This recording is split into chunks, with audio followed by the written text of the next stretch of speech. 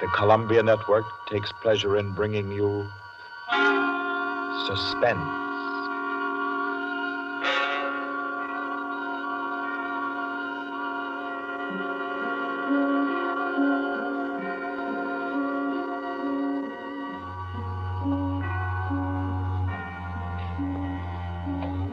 Suspense, Columbia's play theater of outstanding thrillers, produced and directed by William Spear and scored by Bernard Herrmann. The notable melodramas from fiction and stage and screen, from the world's great literature of entertaining excitement, presented each week to bring you to the edge of your chair, to keep you in suspense.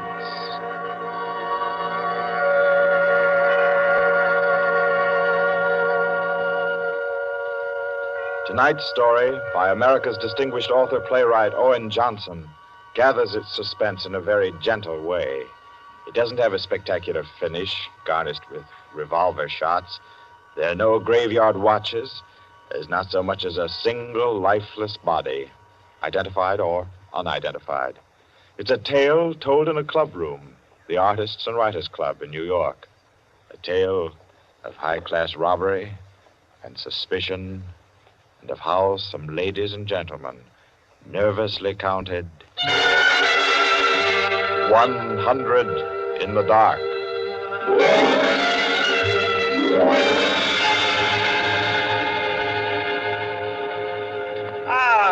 That was a fine meal. Me for the club anytime. Here, we can all sit here, Quinty. Yes, if you'll just draw up that chair for Mr. Peters. Oh, yeah. Here you are, Mr. Peters. Thank you. Do you all know Peters? This is Mr. Steingall. How do you do? I know you. Mr. Golier. Oh, I believe we've met. Oh, yes. How are you? Oh, you know each other. Yes. And the one who drew up the chair, Mr. Rankin. How do you do? Well, I guess we're all acquainted now. To get back to our table discussion, Quinny. Oh, yes. How about a drink? Who'll join me? Oh, yeah, pleasure. Fine. John. Well, now, Steingall, as I said, there are only half a dozen stories in the world. What is more to the point? There's every reason Yes, sir. What? Oh, 5 with soda, John. Yes, sir. Now, where was I? Oh, yes. What is more to the point, gentlemen, is the small number of human relations that are so simple and yet so fundamental that they can be eternally played upon, redressed, and reinterpreted in every language, in every age, and yet remain inexhaustible in the possibility of variation. Well, that's true, of course. It's very possible. Take the eternal triangle. 2 men and a woman, or 2 women and a man. Its variations extend to thousands. That right, Rankin? Well, in a way. Ah, here we are. Set them down right there, John. Very well, sir. A little soda. Here you are. Thank you. And you. Thank you. Soda, Peter? Yes, please.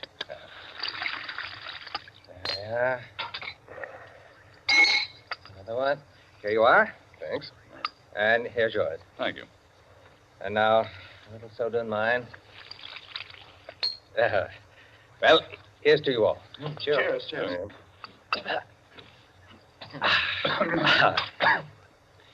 I'm afraid we can't see eye to eye, Quinny.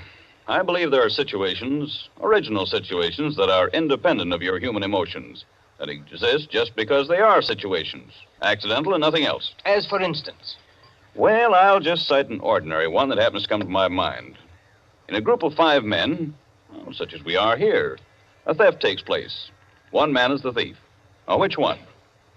Now, I'd like to know what emotion that interprets. And yet it certainly is an original theme at the bottom of a whole literature. It's not the same thing at all. Detective stories. I could answer that the situation you give can be traced back to the commonest of human emotions, curiosity. I think Quinny has you there, Rankin.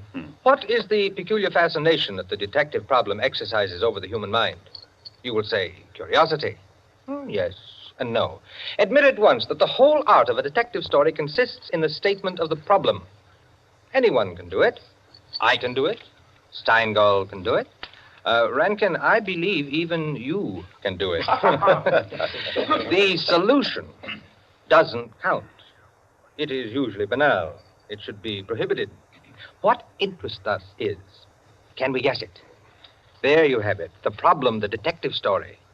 Now, why the fascination? I'll tell you. It appeals to our curiosity. Yes, but deeper, to a sort of intellectual vanity.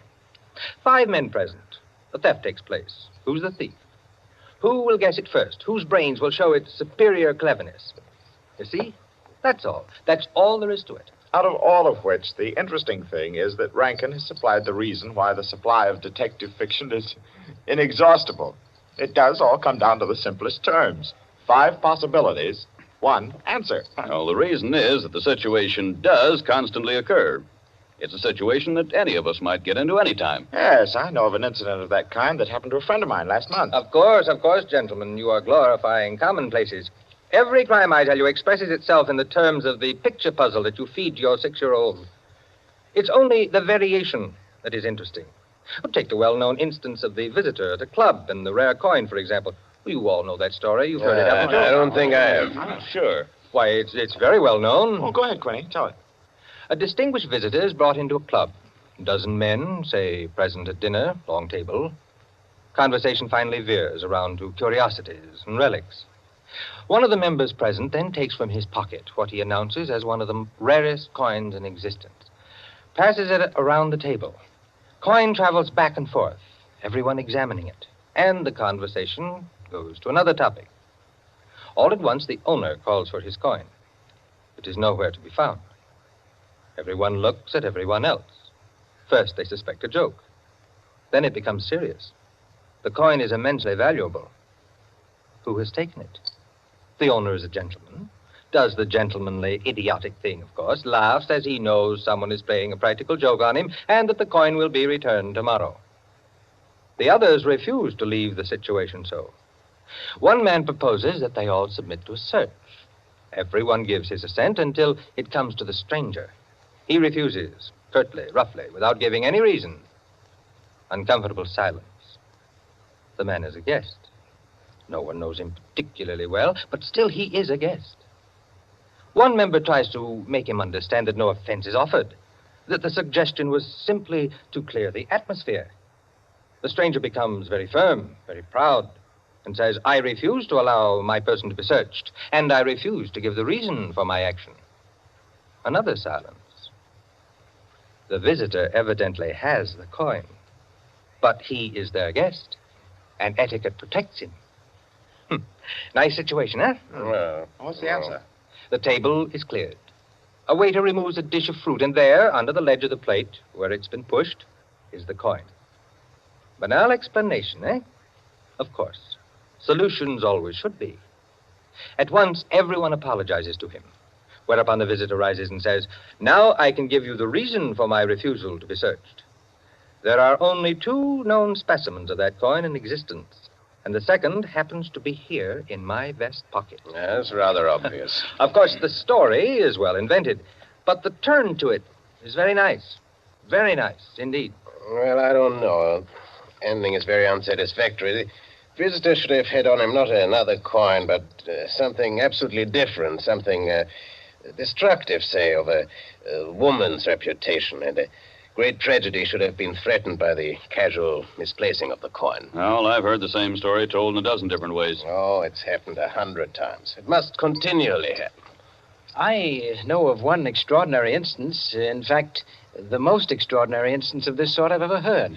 Peters, you rascal. I see you've been quietly letting us set the stage for you. Well, it's not a story that will please everyone, Why not? because you will want to know what no one can ever know.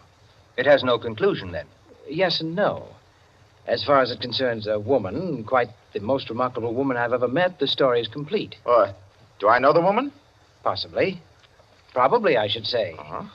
As a matter of fact, this should be particularly interesting to you because I believe that most of you are acquainted with the people involved. The names, of course, are disguised. I think, yes, I have. Just time before I catch my train to tell it to you.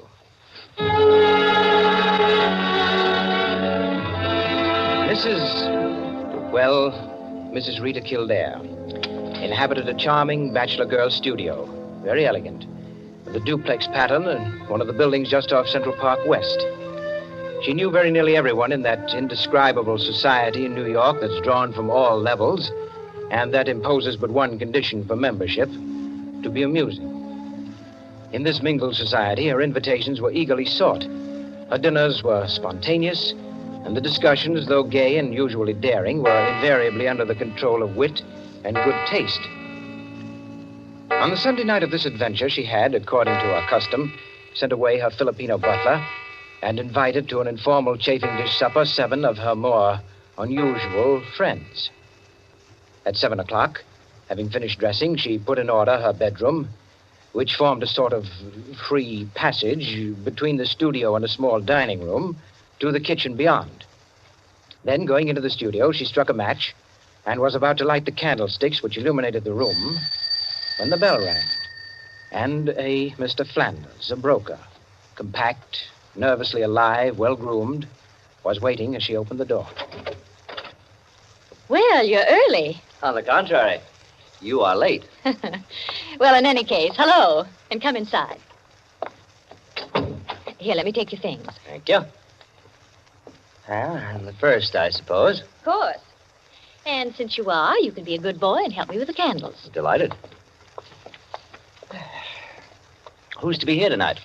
The Enos Jacksons. I thought they were separated. Not yet. How interesting. Only you, dear lady, would dream of serving us a couple on the verge. It is interesting, isn't it? Assuredly. Where did you know Jackson? Through the Warings.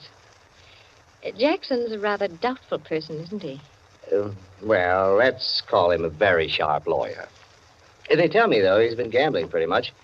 In deep. How about yourself? Me? I'm a bachelor. If I lose my shirt, it makes no difference. Is that possible? Probable, even. Who else is coming? Oh, Maud Lily. You know her? No, I don't think so. You met her here some time ago. A journalist. Oh, yes, of course. I'd forgotten. Mr. Harris, a clubman, is coming, and the Stanley Cheevers. Stanley Cheevers? Are we going to gamble? Don't tell me you object. Certainly not. Only the Cheevers. They play quite a game. Yes, well united. They have an unusual streak of good luck. Oh, by the way, it's Jackson, isn't it, who is so attractive to Mrs. Cheever? Quite right. What a charming party. Where does Maud Lily come in? Don't joke. She's in a desperate way. And young Harris? Oh, he's to make the salad and cream the chicken. See the whole party. I, of course, am to add the element of respectability. Of what? Don't play baby with me, my dear Flanders. I apologize. That's better. No one, of course, knows who else is coming. No one, of course.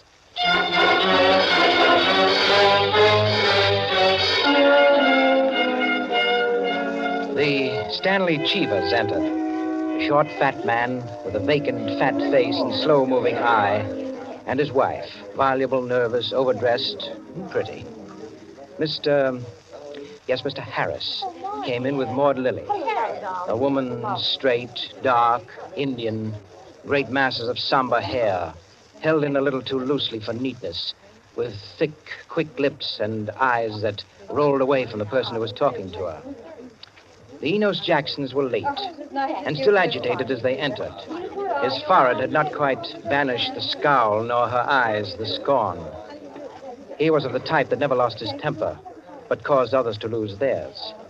Mrs. Jackson seemed fastened to her husband by an invisible leash. You looked at her curiously and wondered what such a nature would do in a crisis, with a lurking sense of a woman who carried with her her own impending tragedy. As soon as the company had been completed and the incongruity of the selection had been perceived, a smile of malicious anticipation ran the rounds, which the hostess cut short by saying, Well, now that everyone's here, this is the order for the night. You can quarrel all you want, you can whisper all the gossip you can think of about one another, but everyone is to be amusing. Also, everyone is to help with dinner. And nothing formal, nothing serious. We may all be bankrupt, divorced, or dead tomorrow, but tonight we'll be gay. That's the invariable rule of the house. For she's a jolly good fellow, for she's a jolly good fellow, for she's a jolly good fellow. With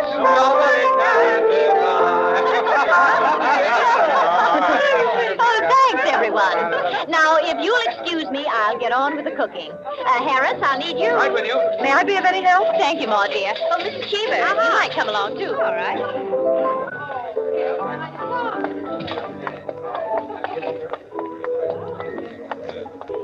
This is an adorable bedroom. Oh, thank you, dear. Now for my apron. Oh, there it is. Tie me up in the back, will you please, Maud? Of course. There you are. Fine, thanks. Now just let me get my rings off, and I'll be all ready to go to work. Oh, this is such a lovely apartment, Mrs. Kildare. Thanks. Soap and water always seem to do it. There. Your rings are so beautiful. They are nice, aren't they? But there's only one that's very valuable, the sapphire. Oh, it's beautiful. Let me see. Oh, it must be very valuable. It cost $10,000 6 years ago. It's been my talisman ever since. For the moment, however, I'm a cook. You're not going to leave the rings there. Why, of course.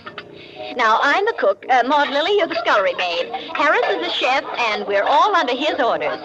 Mrs. Cheever, did you ever peel onions? Oh, good heavens, no. Well, there are no onions to peel. All you have to do is help set the table.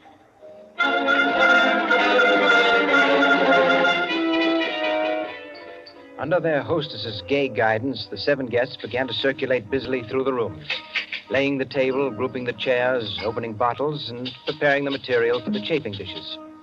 Mrs. Kildare, in the kitchen, ransacked the icebox, and with her own hands shredded the chicken and measured the cream. Flanders, carry this in carefully. Cheever, stop watching your wife and put the salad bowl on the table. Everything ready, Harris? All set. All right, everyone sit down. I'll be right in. She went into her bedroom, took off her apron, and hung it in the closet. Then, going to her dressing table, she drew the hat pin around which were her rings from the pincushion and carelessly slipped them on her fingers. But all at once, she frowned and looked quickly at her hand. Only 2 rings were there. The 3rd ring, the sapphire, was missing. Stupid. She said to herself, and returned to her dressing table. Immediately, she stopped. She remembered quite clearly putting the hat pin through the 3 rings. She made no attempt to search further, but remained without moving, her fingers slowly drumming on the table. Who had taken the ring? Each of our guests had had a dozen opportunities in the course of the time she'd been busy in the kitchen.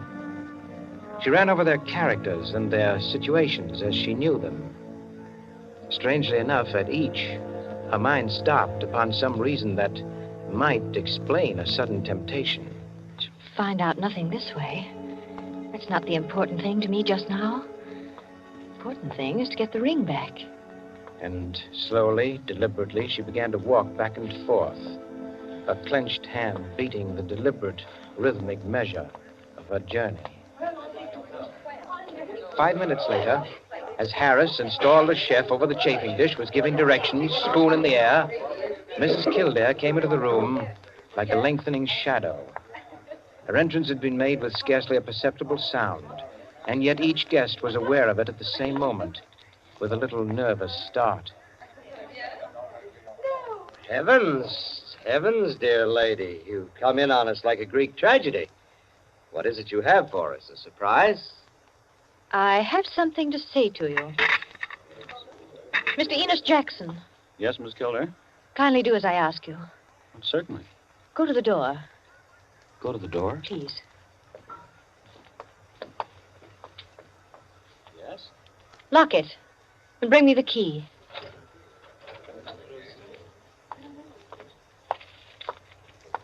Here you are. You've locked it? As you wish me to. Thank you. Now, the bedroom door. Would you do the same? Sure.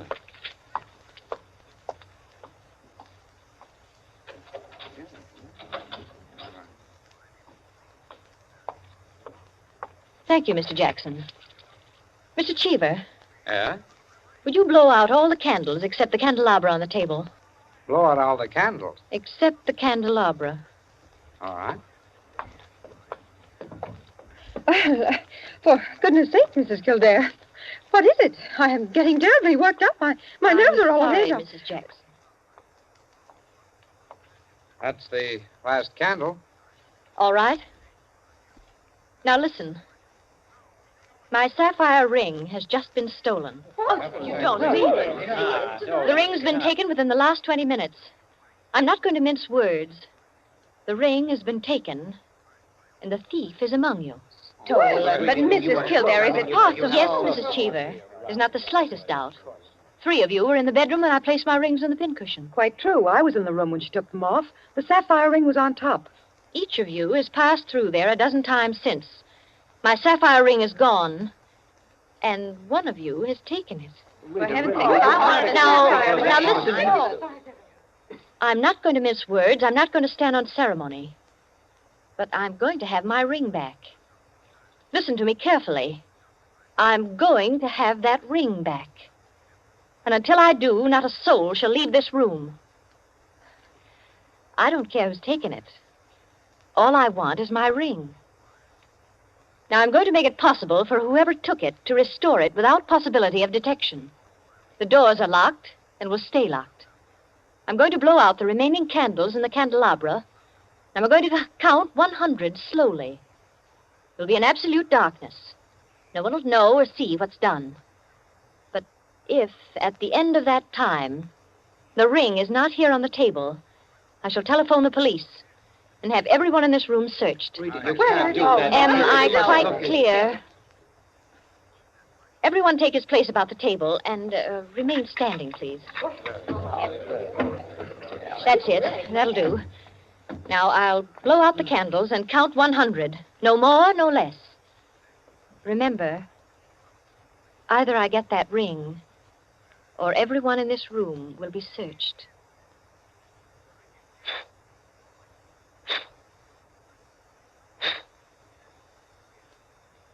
One, 2, 3, 4, 5, 6, 7, 8, 9, 10, 11, 12, 13, 14, 15, 16, 17, 18, 19, 20, 21, 22, 23, 24, 25, 26, 27, 28, 29, 30, 31, 32, 33, 34, 35, 36, 37, 38, 39, 40, 41, 42, 43, 44, 45, Foot slipped off the chair. I'm 46, sorry. 47, 48, 49, 50, 51, 52, 53, 54, 55, 56, 57, 58, 59, 60, 61, 62, 63, 64, 65, 66, 67, 68, 69, 70, 71, 72, 73, The ring. 74, There it is. On the table. 75, 76, 77, 78, 79, 80, 81, 82, 83, 84, 85, 86, 87, 88, Oh, really? 89, 90, 91, Oh, my nerves. 92, Yes. 93, 94, 95, 96, 97, 98, 99, 100. Well, it is there, isn't it? Mr. Cheever, you may hand it to me. Well, now that that's over, we can have a very gay little supper. The lights, someone.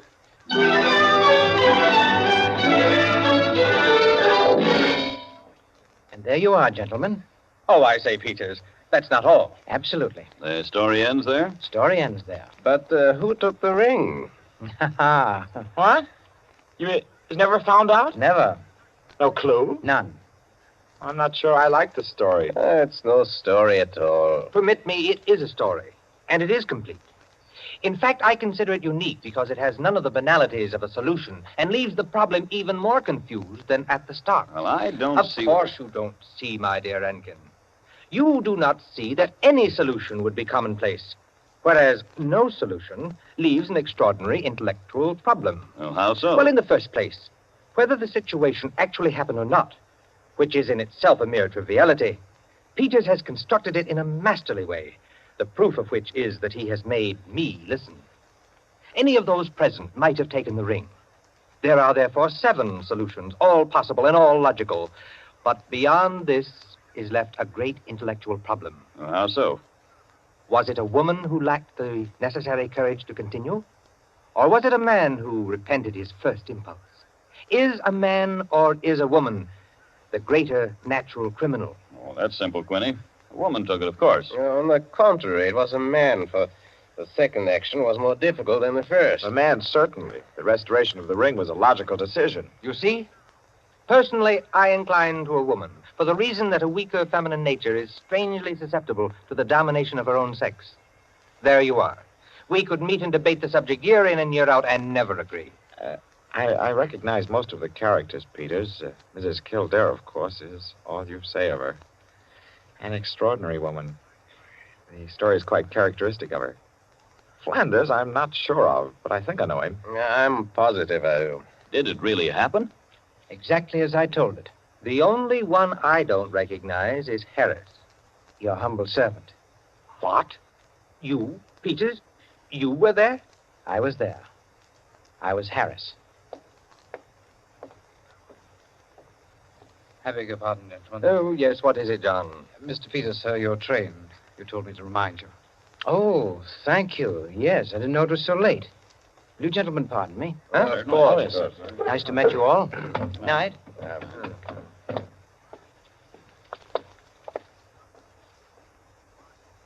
Curious chap. Extraordinary. Well, now, I wonder. I wonder if we're wondering the same thing, gentlemen.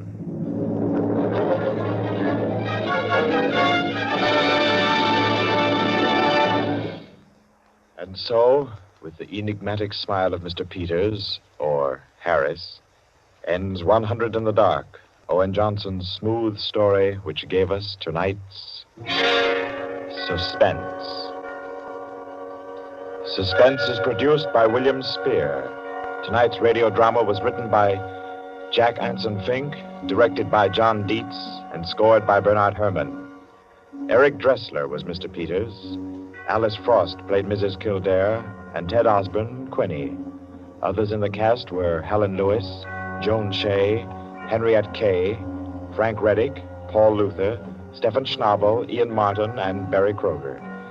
With this evening's performance, Columbia brings to a conclusion the present series of Suspense. If you've liked these broadcasts, CBS would be pleased to hear from you. Suspense has been a series presented for your relaxation and enjoyment by the Columbia Broadcasting System.